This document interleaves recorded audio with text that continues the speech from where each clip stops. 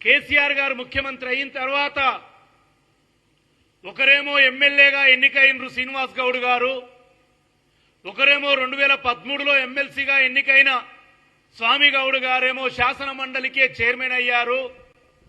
2013లో ఎన్నికైన పాతూరు సుధాకర్ రెడ్డి గారు ఏకంగా శాసన మండలికి చీఫ్ విప్ గా మారారు. టీఎస్పీఎస్సీకి విఠల్ గారు ఒక మెంబర్గా మారారు. మరి మీరు ఆ మొదటి టర్మ్ 5 సంవత్సరాలు ఏం చేశారు? రెండవ టర్మ్ 4.5 సంవత్సరాలు ఏం చేశారు? మీరంతా ప్రభుత్వంలో భాగమే కదా.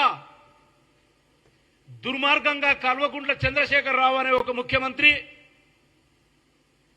జీతాలు కూడా 1వ తారీఖున వెయ్యలేదు. నేను నిన్న చూసిన స్వామిగౌడ్ గారు మాట్లాడుతూ, అయ్యా రేవంత్ రెడ్డి గారు లేదా అయ్యా ముఖ్యమంత్రి గారు 9 లక్షల మందో 4.5 లక్షల మందో ఉద్యోగ పెన్షనర్లు కాదు ఇక్కడ సమస్య, 1 కోటి కుటుంబాల సమస్య అన్నారు.